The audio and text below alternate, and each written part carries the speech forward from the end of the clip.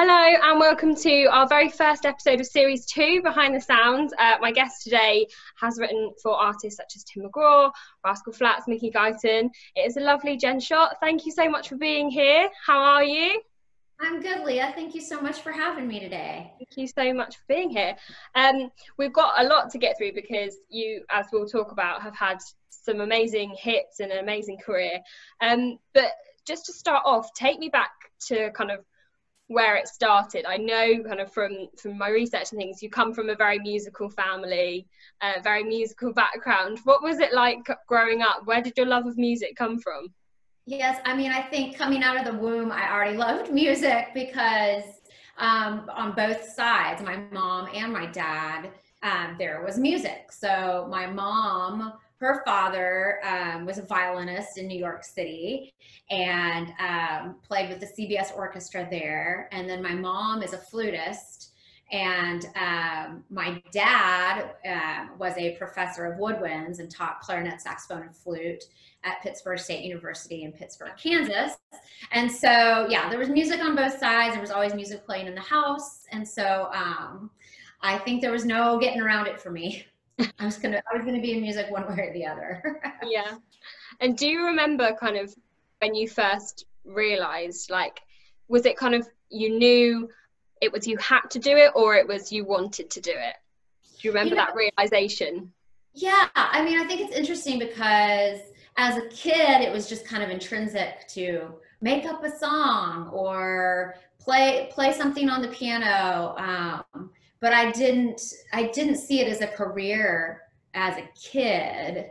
I think maybe because my mom and dad did it, had their own, I mean, it was a different type of music, but I don't know. I didn't, when I was in high school, I thought, if you would have asked me when I was maybe like a junior in high school, I would have said, I want to go to Broadway and be in musical theater. Like, I grew up, that was one great thing of having musical parents, is every summer they would be in the orchestra pit for the university musical theater or the community musical theater. And they would take me to all the rehearsals.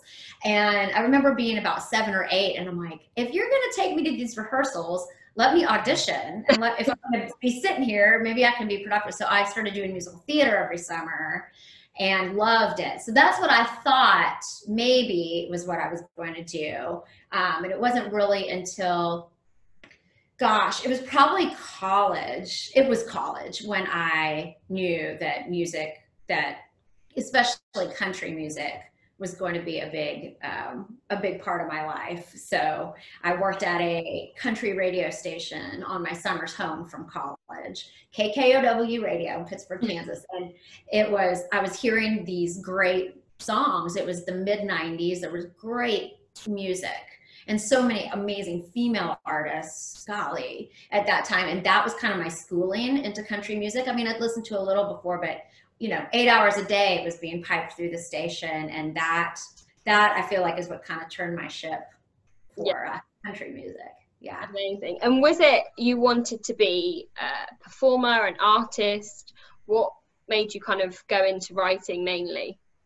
Yeah, so I wrote songs. I mean, they were iffy, but I wrote some songs when I was in high school on piano. It was before I played guitar, but I did not know that you could be a songwriter. I had never thought about who wrote the songs. I think I probably just assumed, like many people do, that, oh, the artist writes the song. And being from a small town, I wasn't really exposed to songwriting as a career. So yeah, I thought I wanted to come to Nashville to be a performing artist and to sing.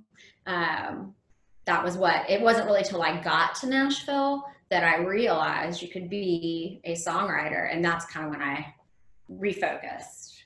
Yeah.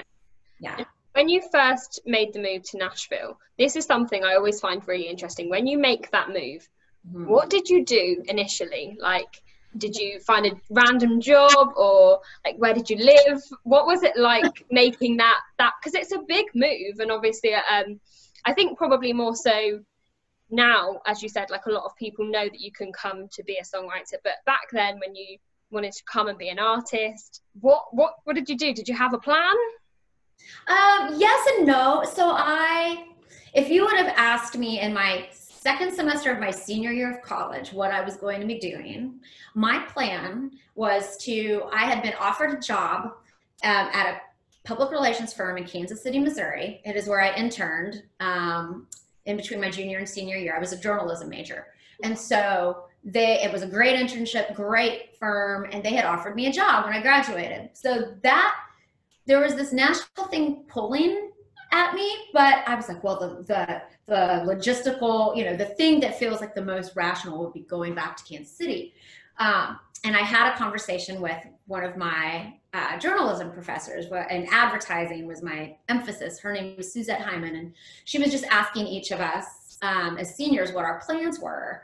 And, I sat down across from her and I told her, I said, well, I think, I'm going to take this job in Kansas City, but that eventually I might want to move to Nashville and be in the music business. And she just stopped me right there. And she was like, why eventually? She said, why wouldn't you leave in May or why wouldn't you go immediately after graduation? I'm like, you know what? I had not thought of that. And so she really kind of was a big influence in making me start to research Nashville and all these things. And I knew that, yeah, you can't just show up to Nashville and get a record deal or start performing. And so I thought, well, if I could just get a job in the business and start learning and making contacts. And so maybe about a month after graduation, I flew to Nashville by myself with a stack of resumes. And I don't know if this has even worked today, but I literally walked up and down Music Row with my resumes. And some people were were like, yeah, we'll take one. Some were like, we don't take outside, unsolicited job hunters. But I had done a little research too, and went into the CMA building. There was a man there that had sent me a bunch of information about PR firms, because I thought, oh, maybe I could get a job at a music PR firm. And I just went in to thank him, to see about face to face.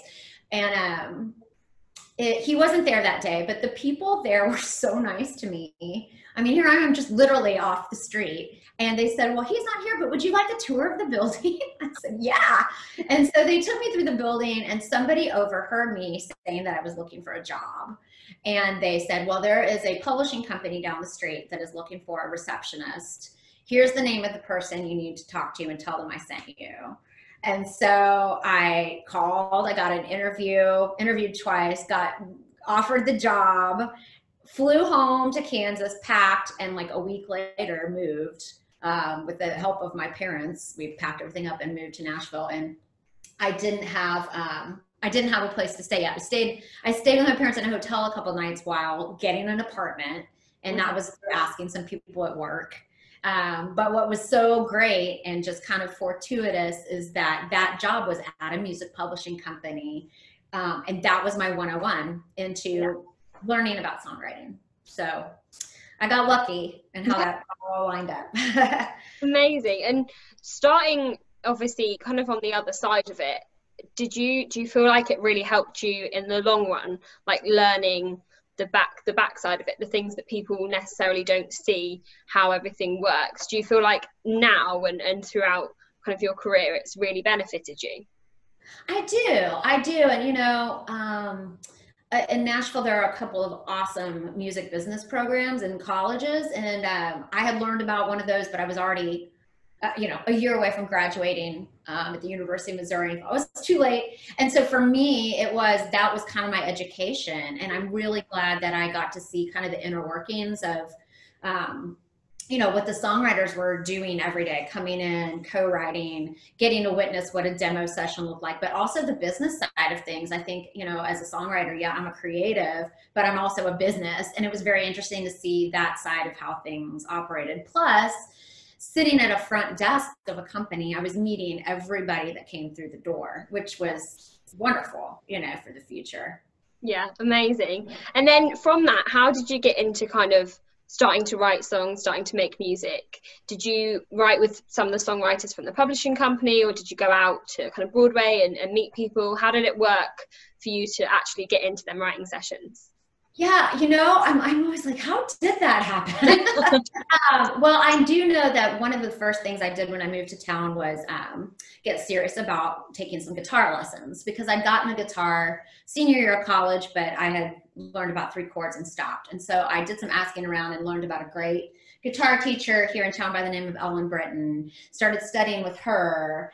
And she made it really fun and interesting. I would take in songs that I loved and learn those and then apply those to how I was writing. Mm-hmm. And, you know, I didn't write with anybody at the publishing company at that point, but started just meeting some other young up and coming writers that were willing to write at night, because we all have full-time jobs during the day.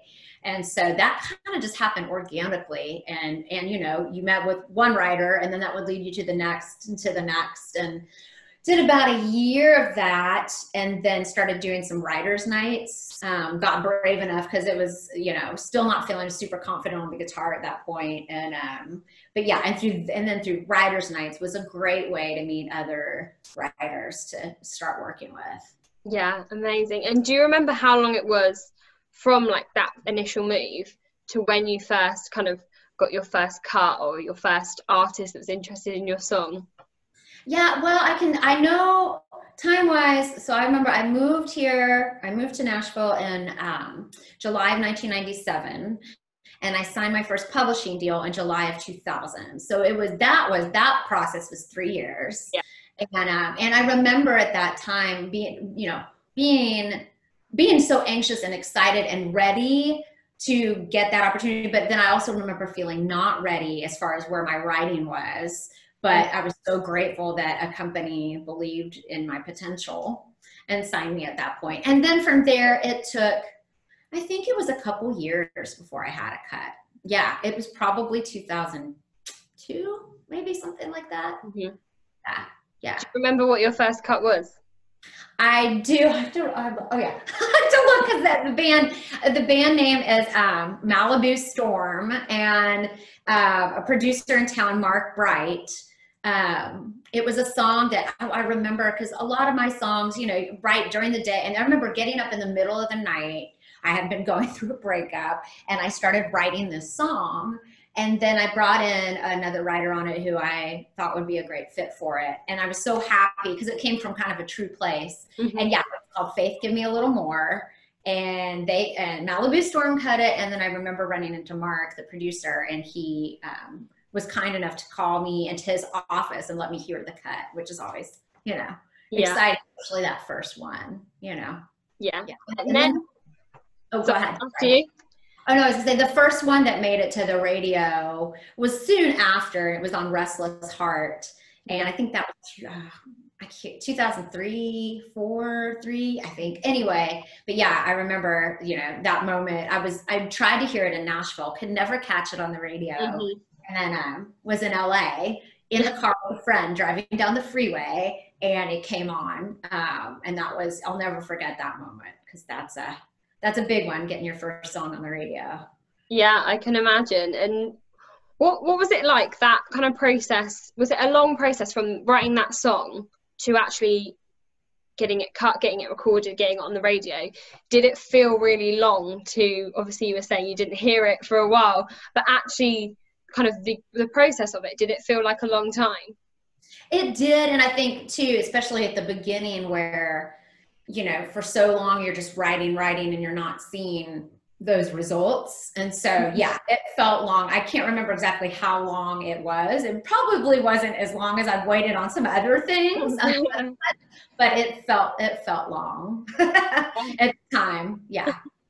And then, so things started obviously picking up for you. You had quite a few cuts, 2005 onwards, like bands like Lone Star, etc. Was there anything that stood out in particular? You thought, right, I'm here now, I'm on a roll, let's keep going? Were there any songs or cuts that you had that you were like, this is it, this is my big break, we're gonna go from here? You know, I mean, I don't know that I had that of like, this is my big break. I think I'm very grateful every time a song gets cut. And I remember, yeah, there started to be a little bit of momentum, but I had been in town long enough to know, and still know, you know, celebrate everything that happens, celebrate every song that goes on hold for an artist, every cut. And of course, if it's a single, definitely celebrate that, because it's not a linear process necessarily. You may have cut and like this amazing momentum, and then it may get quiet for a little bit, and then it may happen again. And it's like everybody's career trajectory is slightly different that way. And yeah, we all want this, but it's, you know, it can be all kinds of ways. So yeah, I think, yeah, there's like, when that door starts to crack open, you as a writer, or at least me as a writer, I'm like, how do I keep that door open as long as possible? You know? But yeah, and I still feel that way. Like, how do I keep the door open as long as possible?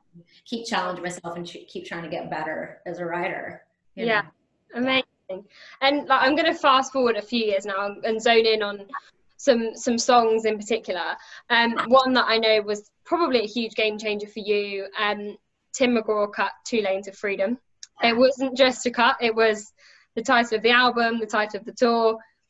What was that like? Can you tell me about pretty much start to finish from that song? So where did it come from? I know you obviously wrote it with Jaron Johnston. So where did that idea come from? Yeah, so Jaron and I were booked to write. It was a nice spring day. And we knew we'd written a handful of songs together at that point. And he had just had his first #1 on Keith Urban.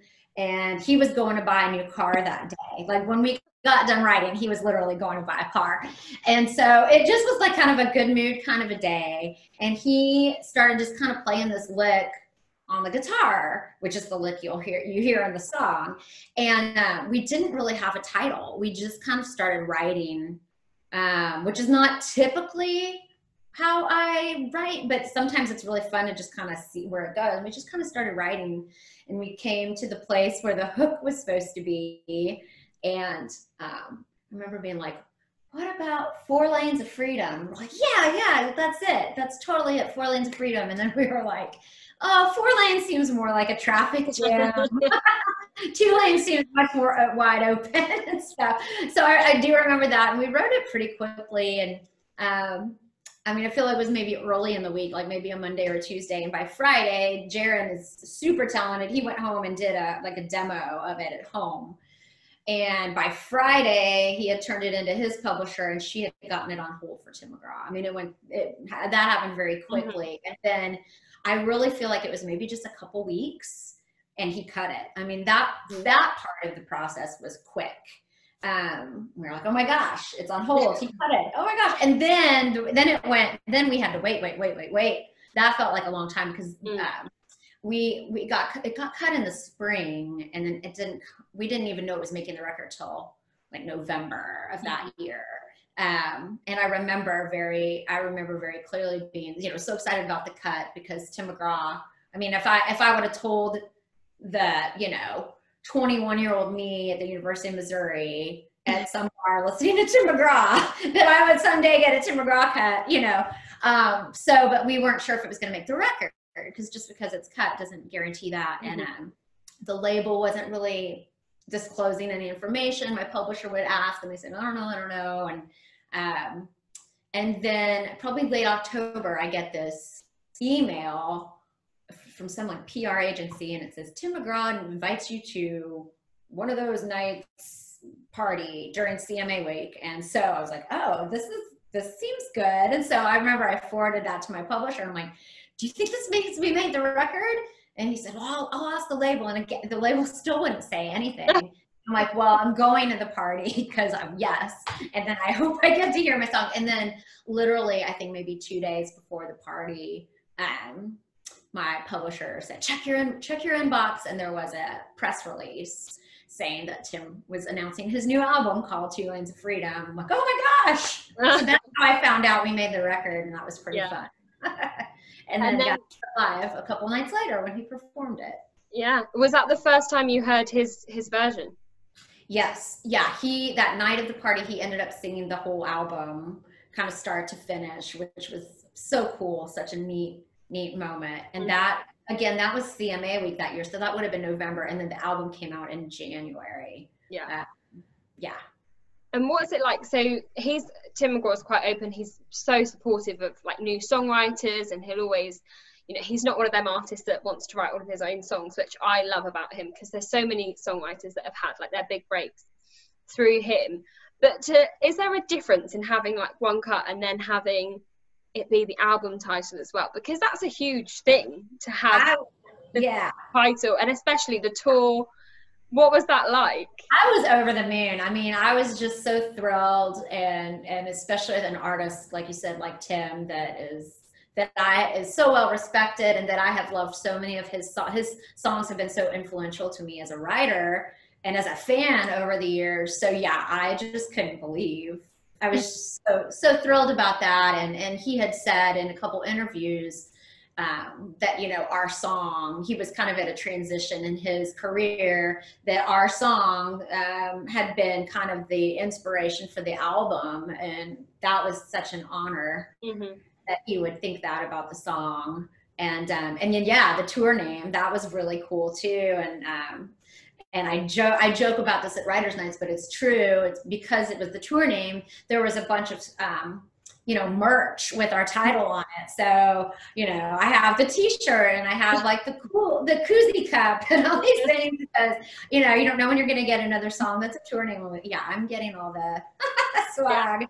Definitely. So, yeah.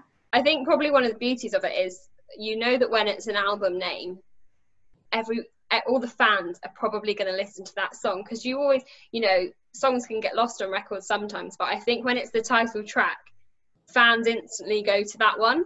So that must sound cool. And how was it when obviously the album was Grammy nominated? Do you remember kind of hearing like just them words, like Grammy nominated album, 2 Lanes of Freedom? What was that like? It was pretty crazy. I mean, obviously that for me, that was the first experience of that. I was like, yeah, to hear Grammy and that title all in one was, incredibly exciting and honoring that they would, you know, honor the album like that. And so, yeah, that was exciting. Amazing. And have you kind of had many discussions or met him in times where he's kind of spoken to you directly about the song or anything like that? Has he been supportive or anything like that? Yeah, I did meet him. It was, I don't know if it was before the ACM Awards that year, but he and his team did a lunch basically for everybody that was involved on the album, the writers and label, everybody. And so, which I thought was so gracious that he would do that. And so I did get to go and have a conversation with him and just thank him for recording the song. And he kind of echoed what he had said in interviews about it, you know, the song being kind of the catalyst for what the album was going to be. So yeah, that was a pretty neat moment. Yeah. And obviously, so you'd had some big cuts before, as we spoke about, but did you find that having that cut opened any more doors for you? Did you feel like people kind of knew your name a little bit more, and you could kind of go into maybe bigger writing sessions or different people? Was there more doors opened for you after that? Yes, I think so. I was at the beginning of a new publishing deal right around the same time, and it was kind of good timing because that was all. And so, yeah, we, you know, my publisher definitely was feeling like there were opportunities coming to us as far as some new co-write relationships and stuff. So yeah, absolutely. I feel like it was a blessing on many counts. Yeah, for sure. Yeah. And then I want to talk about, so I know you spoke at the beginning of this chat, obviously female artists in the 90s. The past few years you've written for some amazing female artists and kind of people that have really started their careers with songs that you've written. So Mickey Guyton, for example, Jana Kramer, Kelly Bannon. Is there something about is there a difference writing for male artists and female artists? Do you feel different when you write with them? I mean, yeah, I think just naturally, yes. And I enjoy both. I enjoy both very much. But I think as a female, there's just a connection that's just natural and can be a really great starting point for writing. And with Mickey and with Kelly, who I both wrote a lot with, it's like, yeah, to be able to have real honest conversations and let the songs come from an honest place. But yeah, of course, I love writing with male artists. And I love writing guy songs. That's really fun too. So, you know, there's a place for both. But yeah, it's it's been really fun, especially with artists. You know, like you said, it's kind of Kelly and Mickey were kind of both at the start of their careers, and yeah, to be able to get to know them then and then see, you know, what they're doing now, it's pretty cool. Yeah, especially so Mickey, you wrote one of the songs, Better Than You Left Me, which was it her first single or one of her first singles? And she kind of I feel the kind of story with Mickey Gutton is she kind of skyrocketed at first and then went quiet for a bit, and she's obviously had an amazing year this year.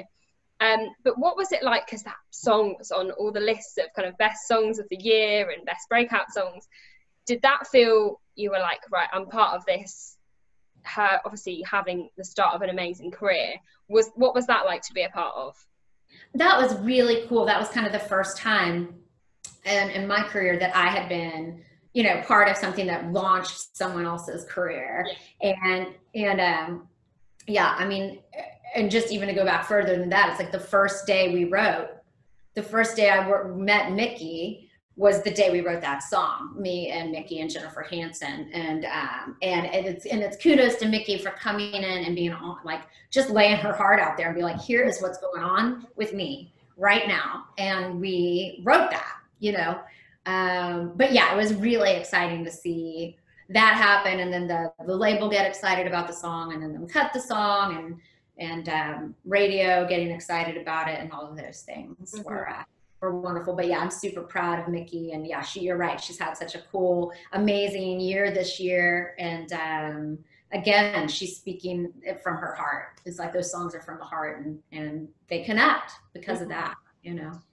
And I suppose one of, obviously, what you're saying, like she's kind of known now, especially for how honest she is as a writer and an artist. And obviously putting that out as her first single could have been, you know, kind of risky, because it wasn't, you know, as some first singles are, I suppose. What's the difference for you as a writer when kind of, so let's use Two Lanes of Freedom as an example. It's quite a chilled song, everyone can kind of relate to it, to then having a really personable song. Is there a difference in what it feels like to put it out, or is it you're putting a record out? Well, I think there's both. In both situations, there's just a satisfaction and you know, a sense of pride that I'm part of something that made it this far, because you have to think, you know, the stars literally kind of have to align for all those things to line up and the song get that far. But no, I think they both bring a lot of joy and satisfaction. And but I will say, yeah, with the Mickey song, I wouldn't have been like, this is her first single, you know what I mean? Because like you said, a lot of times they're going to lead with a song that's, you know, up tempo and all these things. So I was so excited, because as a writer, I tend to gravitate more, like I could write a ballad every day. I don't, because I need my songs recorded. And so, you know, but I could do that every day. So I was so thrilled that there was such belief and excitement behind it. Yeah, and it's such an incredible, it's one of my favorite Mickey songs, and obviously she's had so many since. Another song I wanted to ask you about is more of a recent song, but you posted about it on your Instagram, and I found it really interesting. So the song you wrote with Pam Tills, you said you wrote it 16 years ago, is that right? Yes. Can you tell me how a song that you wrote 16 years ago gets released in 2020? That's where I'm just like, you can never rule out, you can never count out a song. You just never know. So yeah, it was, back in the early 2000s, I got to meet Pam at backstage at the Opry. I knew a couple of the musicians in her band, and they had invited me to come, and they had played her a couple of my songs. And there was one in particular at that time that she had kind of gravitated towards it. She said, well, I'd love to write. And I'm like, oh my gosh, Pam Tillis wants to write. That's amazing. And so I remember driving to her house and writing this song, the Karma. And yeah, and then time went by. I don't know if she was switching labels. I don't know what happened, but because there'd been talk of that song and then the other song that I had written that she liked being recorded. And I think the other song was recorded at that time, but never came out. So that was probably like 2002, 3. And then, so then in 2013, I think it was 13, I don't know, maybe 13, I was at lunch somewhere here in Nashville in line, and I realized that it's Pam standing next to me. So I say hello, kind of reintroduce myself. And she said, oh, well, she's like, it's crazy running into you. She said, I actually just re-recorded I Envy the Sun, which was the other song, the song that, and she said, it's coming out on a new album with me and Lauren Morgan. I'm like, oh my gosh. So that was 10 or 11 years for that one. And I thought that was pretty amazing. And then, I had no idea about the Karma song. A friend, a co-writer of mine, sent me a little screenshot of track listing back in February. And I'm like, oh my gosh, this is amazing. I can't believe this. So yeah, that was a wonderful surprise. Yeah. Did you ever expect a song that you wrote 16 years ago to be kind of as relevant and able to get on a record today? No, I mean, I think, especially as much as most of us songwriters are writing, you remember, you have some that you remember that, from them, but it's like, really, you're thinking about this year's songs and the last, decade maybe, but, 16 years back, I mean, it's, yeah. And I think it does go to show, because this has happened with other songs and songs that have gone on to be big hits. I think God Bless the Broken Road was 11 years old, I think. That, you just, again, never rule out a song. And if there is a song that you really believe in, it's like, dig back in and keep pitching it, because you just never know. Yeah. Did you remember the lyrics when you heard it? I only remembered like the first line of the chorus.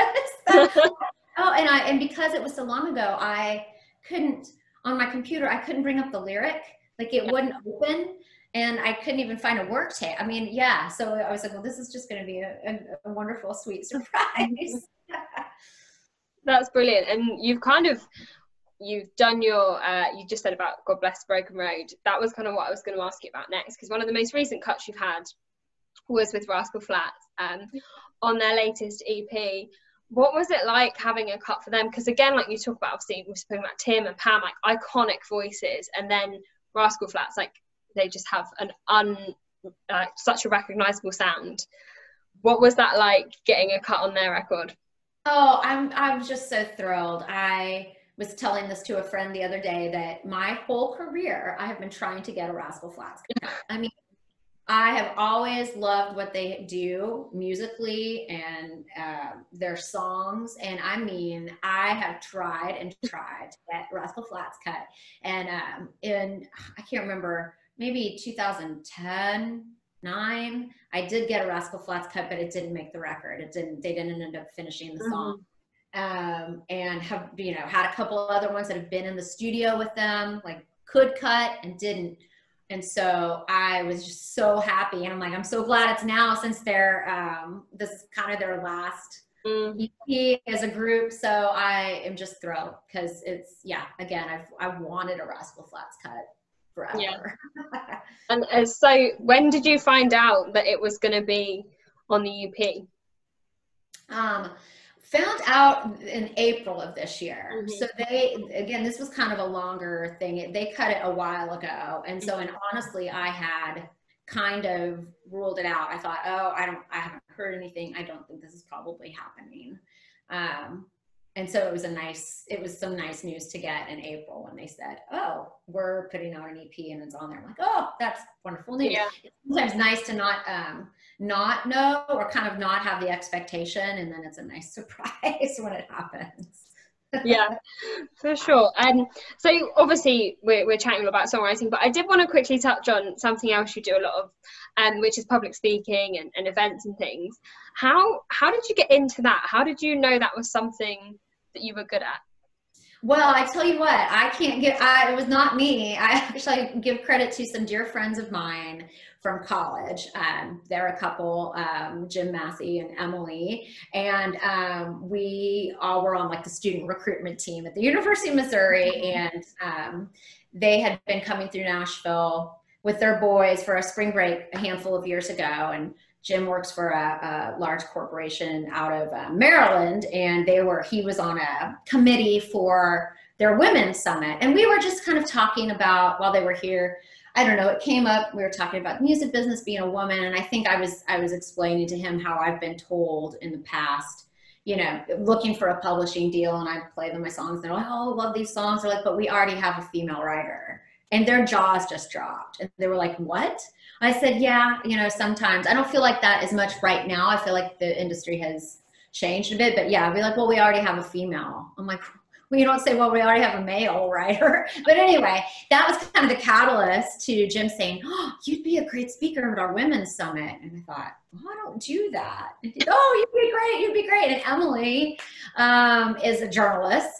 Also went to school at Mizzou, and she said, well, you know, I think this would be great. And so anyway, he ran it up the flagpole at his company, and I got to be one of the speakers at their summit along with several other people, and it really stretched me to get out of that comfort zone of, you know, hiding behind a guitar and actually getting to speak and kind of share the story. And the theme of that summit was great, I think, for anybody, but I think as in a business where we hear a lot of no, the whole thing was brave, forward, fearless, you know, about kind of picking yourself back up when you kind of get knocked down, and you have to keep going. And so I was able to tell that story through my journey as a songwriter.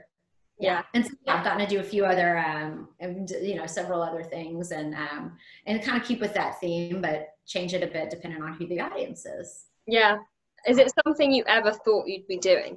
No, never. And, you know, but it's interesting because it's just another form of storytelling. So in a way, it makes complete sense. I mean, songwriting is storytelling, and obviously speaking, telling that story. And thanks to this couple, they said, well, you know, you need to incorporate your music into your talk.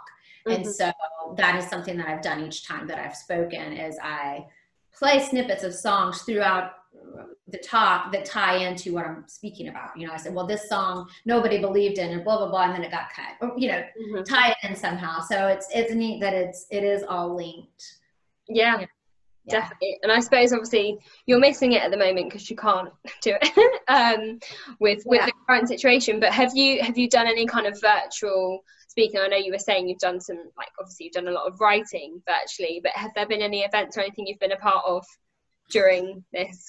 I have not speaking so much. I have done a couple virtual played a couple virtual songs at a friend's company they did like Friday lunches, and I did played a few songs for them. And then I actually did thanks to another friend, a songwriting, what I called a virtual songwriting mini camp for a handful of kids. And we did virtual 3 days of 45-minute sessions of talking about the craft of songwriting. And then on the last day, we wrote a song together. And they were, you know, the kids were around 9 or 10.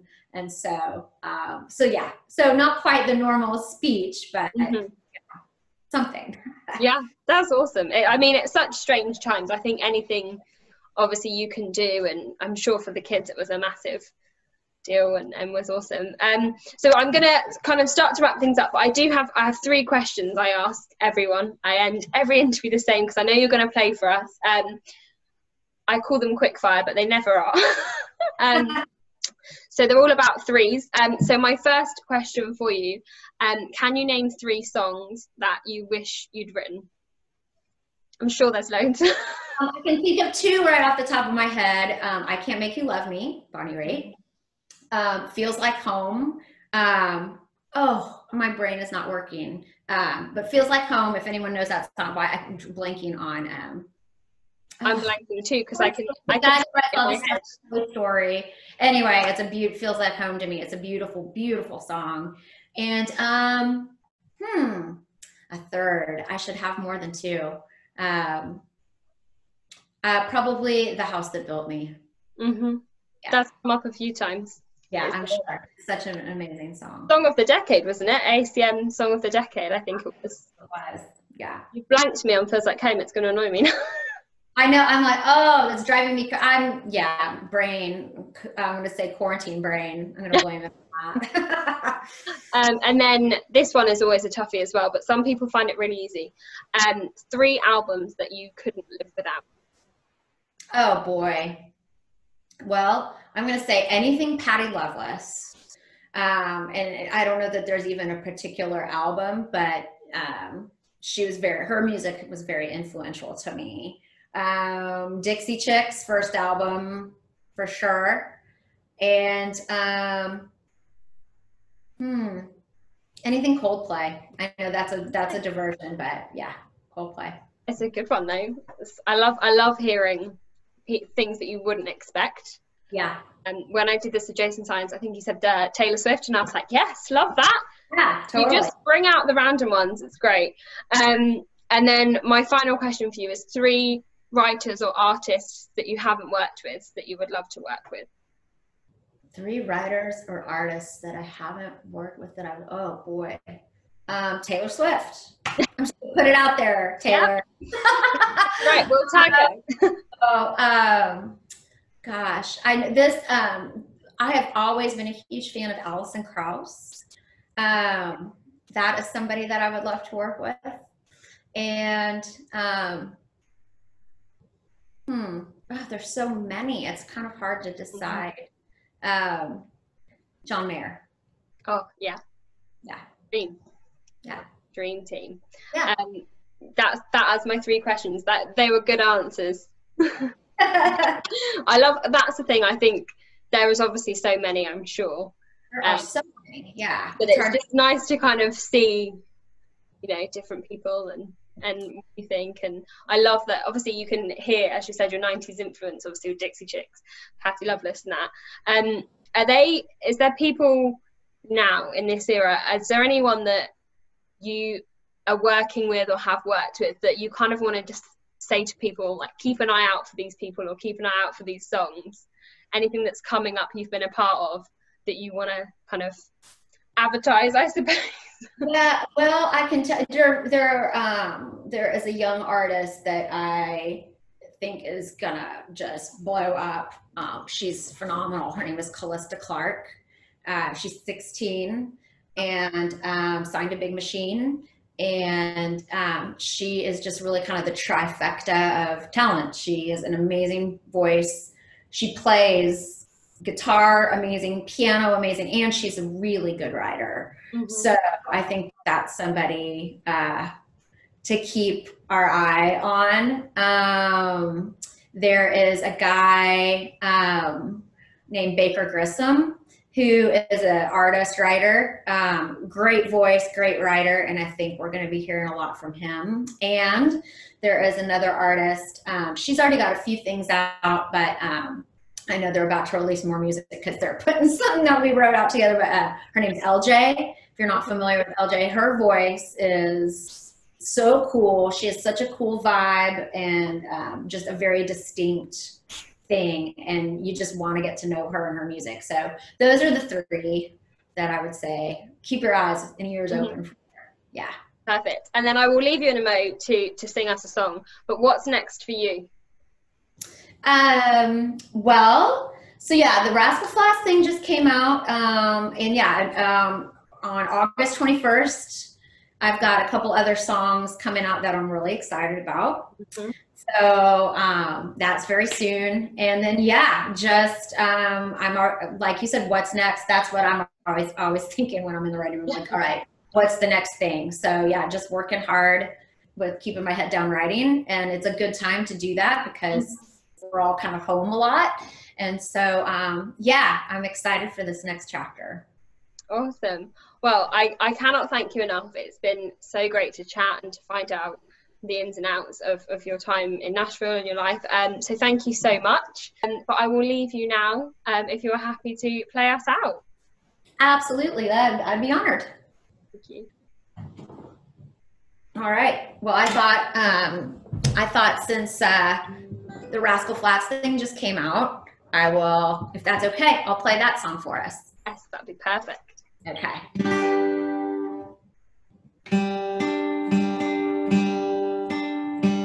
Beer turned into bourbon, bourbon into wine, one drink turned into the rest of the night. The way that we were feeling is stronger than buzz. Don't know what to call it, but whatever it was, I hope you feel it. I hope you feel it.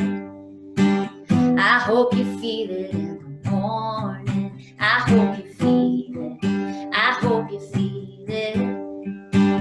I hope you feel it in the morning. 'Cause I know I couldn't sleep it off even if I tried. I know this feeling's hanging over for more than tonight. I'm gonna feel it, so I hope you feel it, yeah. I hope you feel it in the morning. Caught up in each other in the middle of a crowd. You lean a little closer 'cause the music's too loud. Whisper in my ear, you got a little crush. I know the liquor's talking, but when you wake up, I hope you feel it. I hope you feel it. I hope you feel it in the morning. I hope you feel it. I hope you feel it. I hope you feel it in the morning. I know I couldn't sleep it off even if I tried. I know this feeling's hanging over for more than tonight. I'm gonna feel it, so I hope you feel it, yeah. I hope you feel it in the morning.